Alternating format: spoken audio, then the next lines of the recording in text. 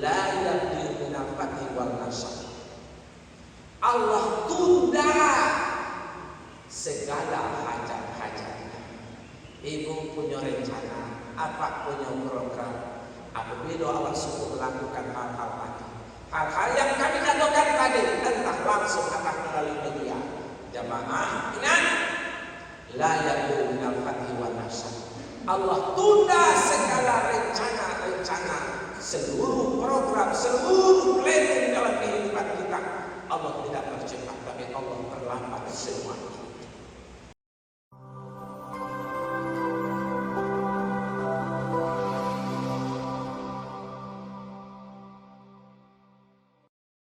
Bismillahirrahmanirrahim. Assalamualaikum warahmatullahi wabarakatuh.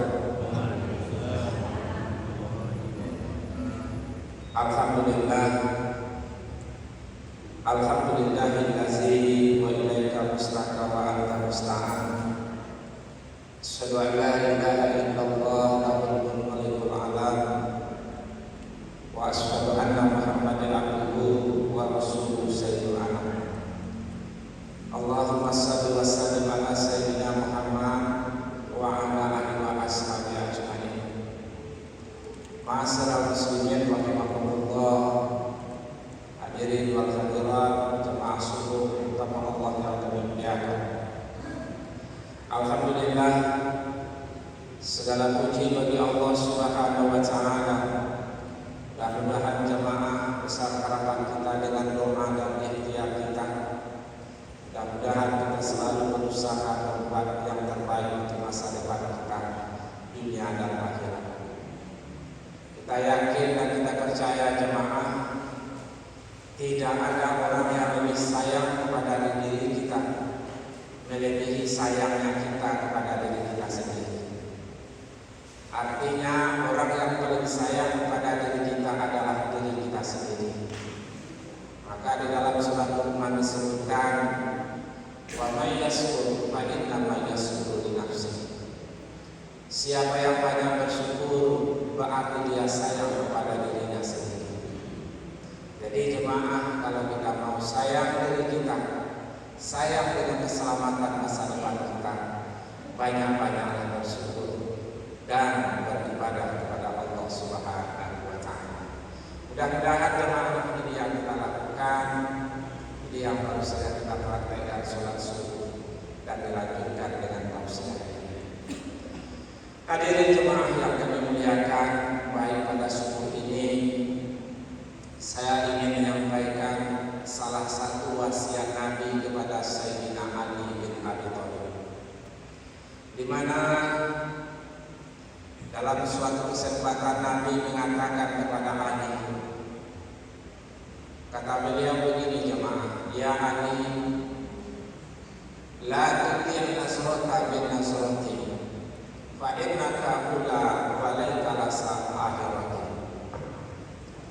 Ali, jangan kau ikuti pandangan pertama dengan pandangan kedua, karena pandangan pertama untukmu, pandangan kedua adalah dosa.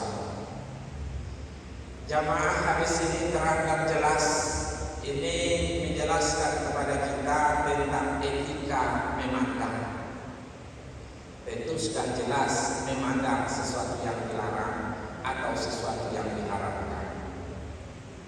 Ali, kalau terpandang itu tak apa-apa, tapi setelah terpandang kau tidak memalingkan wajahmu, maka pandangan-pandangan berikutnya telah menjadi dosa-dosa. Ini jemaah, ingat baik-baik, segala sesuatu yang Allah larang kita lakukan juga pasti dan pasti ada mudarat yang akan menimpa setelahnya. Begitu juga jemaah, sesuatu yang Allah anjurkan kita lakukan pasti dan pasti ada fadilah yang menunggu sesudahnya. Kalau itu dilarang, kita lakukan juga, mudarat sudah menunggu. Tapi jemaah, kalau itu diperintahkan, kita lakukan, insya Allah jamaah setelahnya ada hikmah dan fadilah menunggu kita. Beginilah dalam etika memandang apapun yang Allah larang jamaah, dan ini dijelaskan oleh Rasulullah SAW di dalam sebuah hadis, dan ini yang ingin kita sampaikan jamaah. Syi'atul khisal ra'yul ma'asi, ada enam bahaya jamaah, ada enam mudarat apabila kita sering menengok yang haram. Bisa melalui media televisi, bisa langsung jemaah kita praktekkan langsung. Mungkin kita sering duduk di tepi jalan, kita sering ngobrol di tepi jalan warung, atau mungkin jemaah yang paling aman kita melihat nonton melalui HP. Kita lihat di HP itu kan dunia kolai saja di dalam. Tergantung yang kita minta apa, muncul dia. Jamaah yang saya muliakan, apa bahaya-bahaya jamaah apabila kita sering melihat atau menonton baik foto maupun video? Ada bahaya, ada mudarat yang akan kita rasakan setelah perbuatan itu kita lakukan. Oh, 6 jamaah, tolong perhatikan. Yang suka main HP, yang suka nonton di HP, jangan-jangan salah satu mungkin aplikasi yang sering kita tengok hal-hal yang agama melarangnya. Satu, bahaya-bahaya itu jemaah. Yang pertama, hilangnya kenikmatan di dalam beribadah. La qata' ma'al iman, hilangnya kenikmatan dalam beribadah.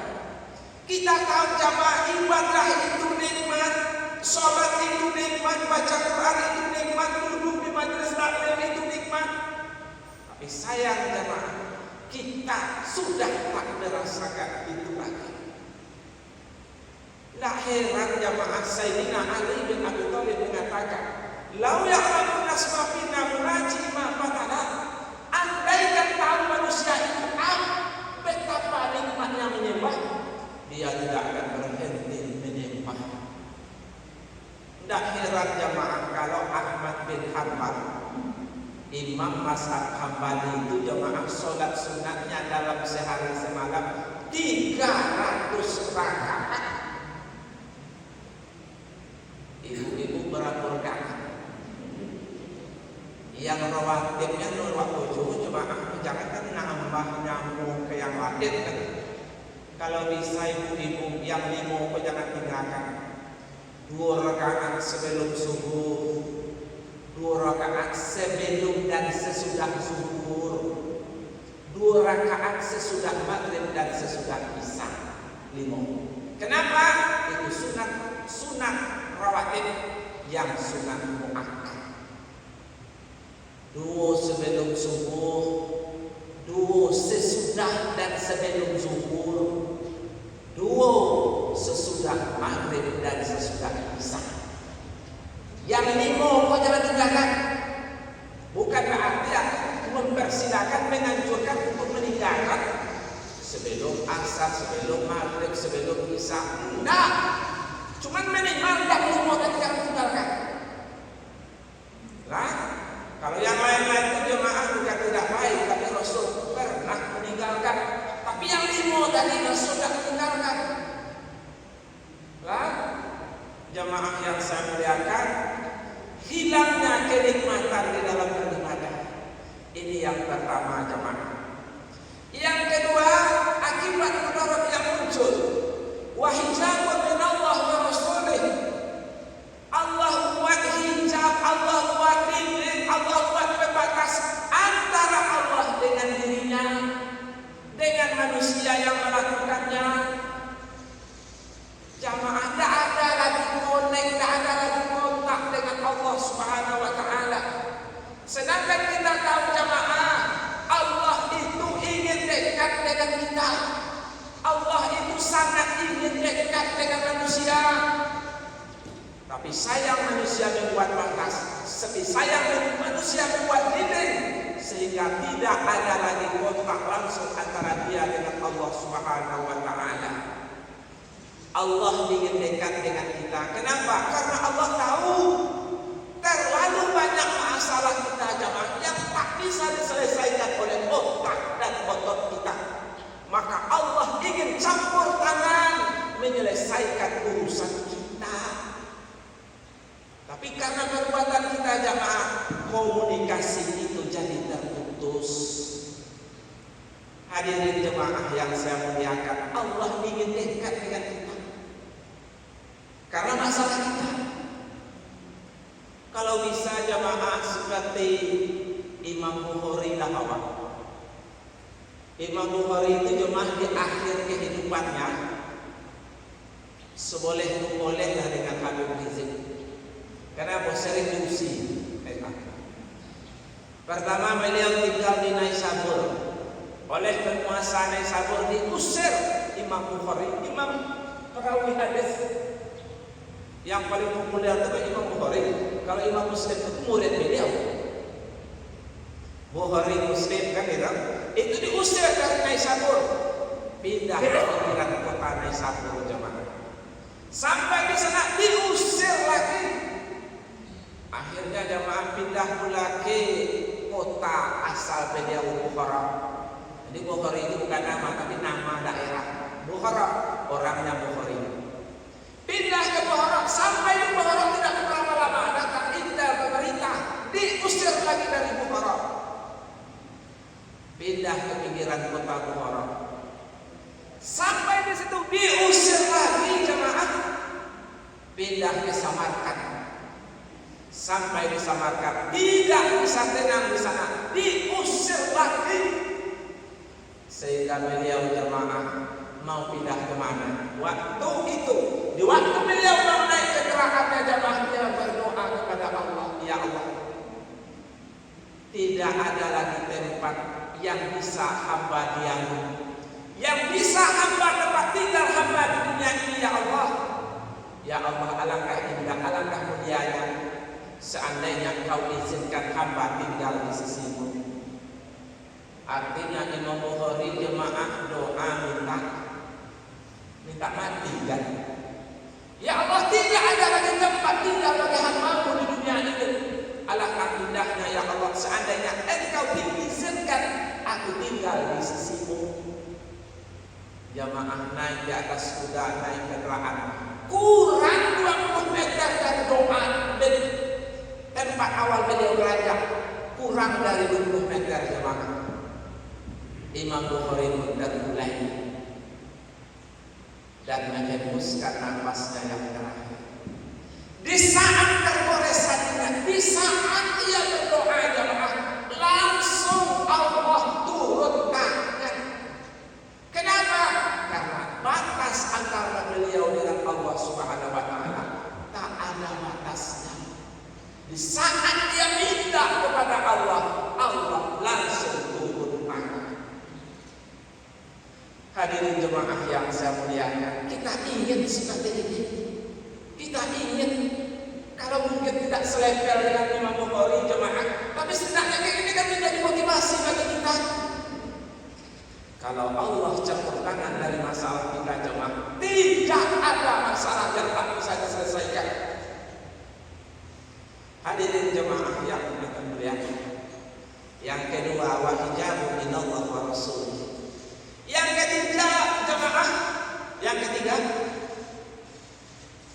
wahamman ma'asabir, kegelisahan yang terus menerus, gelisah, tak ada tenang, tak ada nyaman, tak ada damainya.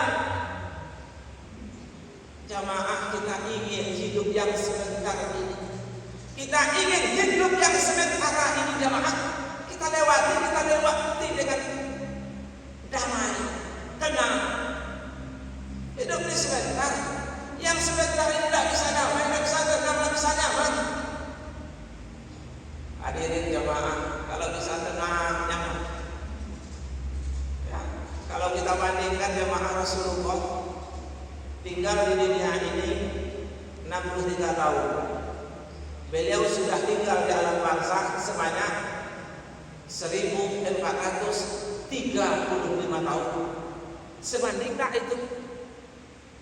Di dunia hanya 63 tahun.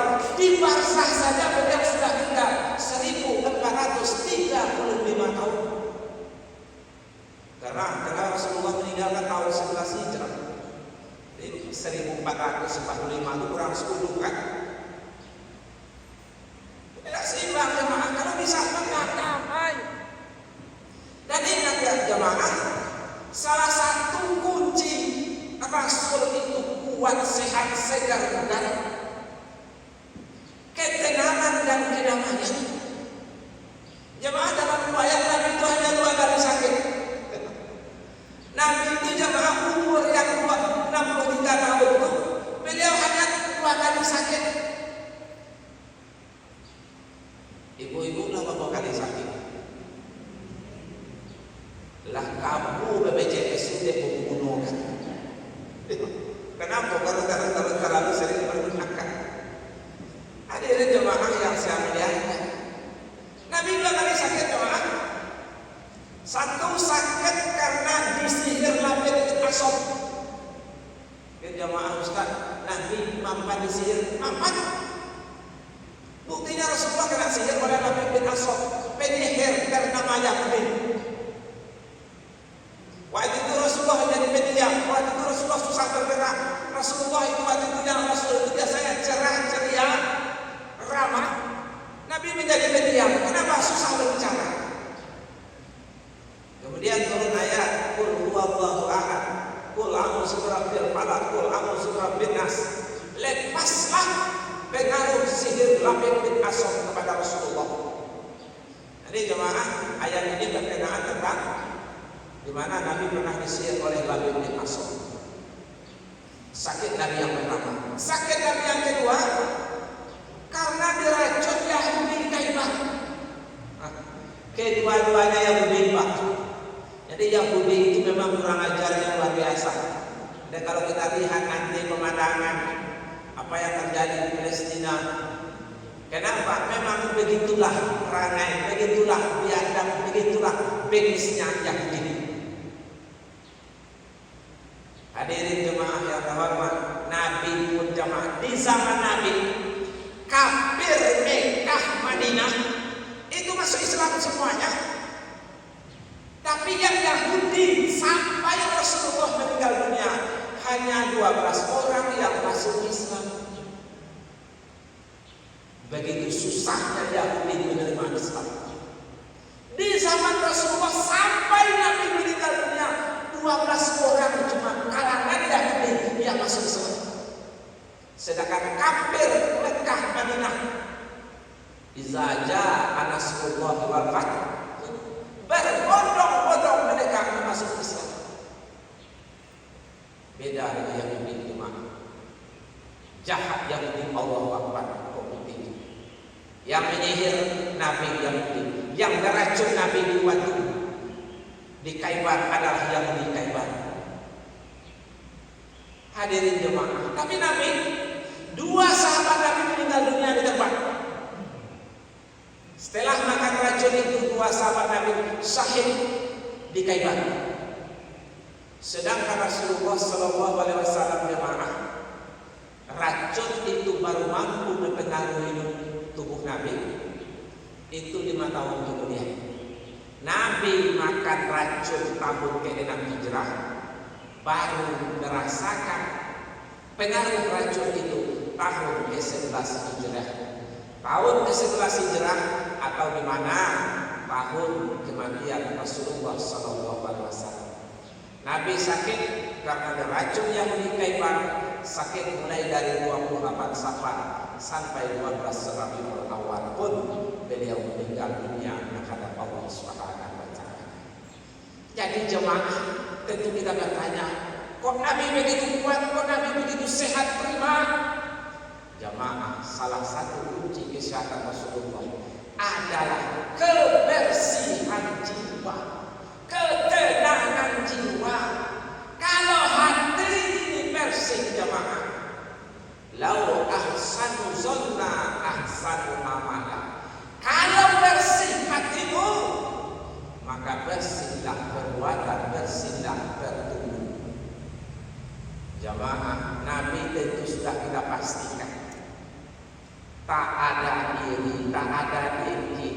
ada suzon, tak ada ria, tak ada sum'ah, tak ada dendam, tak ada sombong dalam hatinya. Bersih hatinya, dan itu akan memperbaiki jasad kita.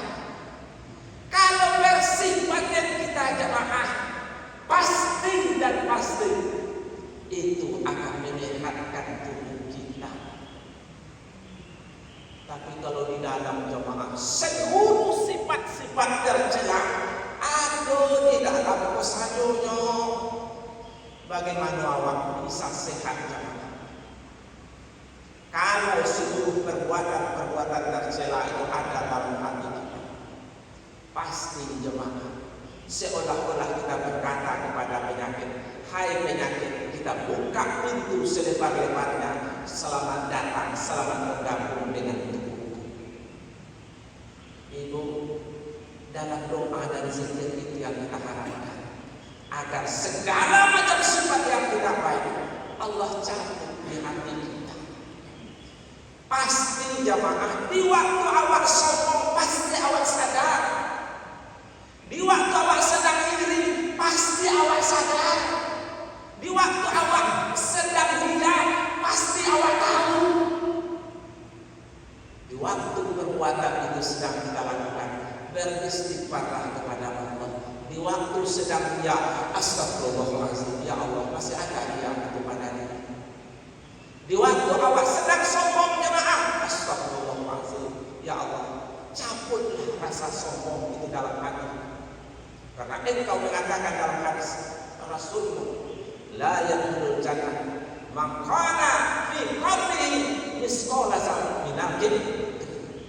Tidak masuk surga orang yang ada sifat sombong di dalam hatinya walaupun sebesar saja.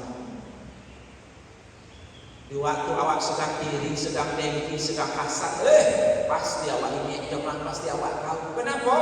Karena pada waktu itu jemaah ngomong apa cie atau kadek itu untuk awak susah gue dikenal. Jemaah apa itu?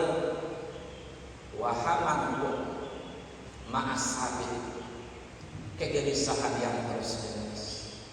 Yang keempat jamaah, wa ghuliqat minal akhri, orang yang bisa melihat menonton yang haram. Wa ghuliqat minal akhri, lemah kecerdasannya, tumpul otaknya, dangkal analisanya, meleset firasatnya. Jamaah, orang yang suka melihat atau menonton yang haram, wa ghuliqat minal akhli, lemah kecerdasannya, tumpul otaknya. Ingat ya, analisanya nggak masuk akal. Apalagi jamaah, firasat meleset, dugaannya selalu salah. Kalau bisa jamaah, dugaan kita seperti dugaan Imam Syafi'i. Pernah jamaah seorang pendeta memuji Imam Syafi'i. Imam Syafi'i jamaah di dalam sebuah majelis, dia sedang belajar, ada ribuan muridnya di depan dia. Ada seorang pendeta yang ingin memuji beliau. Pendeta tadi tahu kalau firasat seorang muslim itu ilham, tidak akan pernah meleset. Jadi waktu itu jemaah, betul lah pendeta tadi masuk masjid Imam Syafi'i pura-pura sholatnya pakai nangis tadi. Jadi murid Imam Syafi'i yang ramai itu, yang banyak itu sebentar-sebentar menengok ke pendeta yang menyamar tadi. Kenapa? Menengok dengan kagum, hebat, sholatnya khusyuk, lama, pakai menangis. Jadi menengok murid yang terganggu dengan pemandangan pendeta tadi, selalu menengok sebentar menengok menoleh kepada pendeta tadi. Imam Syafi'i pun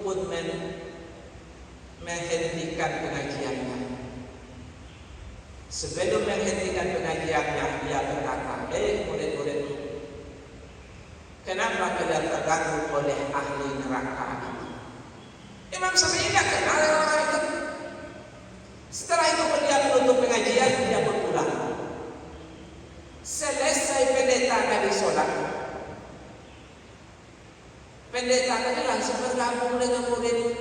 Syafi'i. Apa kata beliau? Di mana guru kalian tadi? Kata murid Imam Syafi'i, dia sudah pulang, dia sudah pergi. Ada nggak dia meninggalkan kata-kata sebelum dia pergi? Kata murid Imam Syafi'i, ada. Apa? Kami tidak mungkin mengatakannya. Kenapa? Kamu marah lagi kepada kami? Katakan saja, tidak masalah. Silakan sampaikan. Karena didesa oleh pendeta, murid Imam Syafi'i pun mengatakan, kata guru kami, engkau ini ahli neraka. Apa kata pendeta tadi? Di mana gurunya dia? Rumahnya di situ, kata murid Imam Syafi'i. Dia pun berdiri beranjak mengejar Imam Syafi'i sampai di tengah jalan jemaah, dipeluknya kaki Imam Syafi'i, dan dia pun berkata, asyhadu an la ilaha illallah wa asyhadu anna Muhammadar Rasulullah. Murid Imam Syafi'i bisa dibohongi, tapi firasat Imam Syafi'i tak bisa didustai. Itu bukti jamaah level Imam Syafi'i jauh di atas muridnya. Muridnya tidak tahu, tapi Imam Syafi'i tahu siapa yang sedang kurang-kurang sholat ini. Walaupun tak kenal, tapi Imam Syafi'i tahu siapa orang itu. Firasat, analisanya benar. Kenapa? Karena sunnah. Kalau jamaah hati-hati menggunakan firasat, hati-hati menggunakan dugaan. Kenapa jamaah? Kadang-kadang awalnya terlalu berani mengatakan agak hatiku. Itu selalu aku gunakan sebagai referensi berkata agak hatiku jamaah hati-hati. Kenapa? Takutnya jamaah awak duga 10, 8 meleset. Awak tembak 10, 8 itu salah, 2 yang betulnya. Makanya jangan terlalu berani mengatakan agak hatiku. Hadirin jemaah yang terhormat, itu yang kelima, yang komplek, wa berikut minal akli. Karena kelemahan dan jamaah akal dan analisanya, wa haramallahu ajabu minad dunya, itu yang kelima. Dia tidak mampu menengok keajaiban ciptaan Allah. Ciptaan Allah yang maha luar biasa, yang maha dahsyat itu jemaah, yang maha menakutkan dan menakjubkan. Dia tidak akan bisa menengok semuanya. Kenapa? Karena memang jemaah dia tidak mampu menengok hal-hal yang Allah ciptakan. Dia tidak bisa mengambil ikhtibar dari apa-apa yang disintanya. Wa haramallahu ajabu minad dunya. Sedangkan yang terakhir jemaah, la yabdi minal fathi wal nasr. Allah tunda segala hajat-hajatnya. Ibu punya rencana, apa punya program, apabila Allah suruh melakukan hal-hal tadi, hal-hal yang kami katakan tadi, entah langsung atau melalui media, jamaah ingat, la yabdi minal fathi wal nasr. Allah tunda segala rencana, seluruh program, seluruh planning dalam kehidupan kita. Allah tidak bercepat, tapi Allah perlambat semua. Hati-hati jemaah, inilah bahaya dari menengok, menonton, memperhatikan baik langsung atau melalui media. Akibat kita selalu melihat menonton hal yang haram, ada mudarat yang muncul setelah perbuatan itu kita lakukan. Jemaah, saya tidak menuduh pelakunya adalah kita, tapi setidaknya mari kita berhati-hati terhadap mungkin anak-anak kita, mungkin cucu kita, mungkin suami dan istri kita. Hati-hati dalam menggunakan teknologi. Kita tidak anti teknologi jemaah, tapi tolong perhatikan, tolong penggunaannya tidak salah tepat guna. Jemaah, aku guru. Pernah kami menangkap HP jemaah, menangkap HP dan HP smartphone. Seluruh HP Android kami tampung. Seluruh HP anak kan mengunci. Ada orang mengunci, suruh bukanya nama. Kami ancam, kalau seandainya kau tidak mau membukanya, nanti akan kami panggilkan orang tuamu. Buka depan orang tuamu. Jamaah, karena dapat ancaman seperti itu, ini pun membuka kunci HP ini sendiri. Hampir seluruh tangan anak tua itu membuka kunci HP ini, jamaah. Muka kunci tangan menyeletik. Jamaah bisa bayangkan apa yang ditengok anak. Jamaah bisa juga apa yang ditonton anak di dalam pesantren itu. Ketakutan di waktu membuka HP ini sendiri. Hati-hati jemaah. Kenapa? Kalau bayangkan tempat 60 orang yang akan muncul apabila kita biarkan anak-anak kita, cucu-cucu kita, suami dan istri kita melihat hal-hal yang dilarang oleh agama kita. Mudah-mudahan jemaah ke depan kita lebih waspada. Setelah kita tahu betapa bahaya mudarat yang akan muncul setelah perbuatan itu kita lakukan. Mudah-mudahan jemaah mari kita waspada, lebih hati-hati, lebih waras dalam penggunaan hal tersebut sehingga tidak mendatangkan dan mengundang dosa di tengah-tengah kita. Sudahlah uang kita habis, tapi sayang jemaah itu digunakan untuk hal-hal yang tidak bermanfaat, bahkan bisa mendatangkan mudarat dan dosa. Sehingga masa depan anak kita akan terancam. Kenapa? Karena salah satu mudarat yang akan muncul adalah wa'ulikot minal akli, lemah kecerdasan anak-anak atau yang keturunan kita. Hadirin jemaah yang terhormat, mungkin itulah yang dapat kami sampaikan. Mudah-mudahan bermanfaat. Subhanallah wa bihamdihi, subhanakallah wa bihamdika, asyhadu an la ilaha illa anta astaghfiruka wa atubu ilaik. Assalamualaikum warahmatullahi wabarakatuh.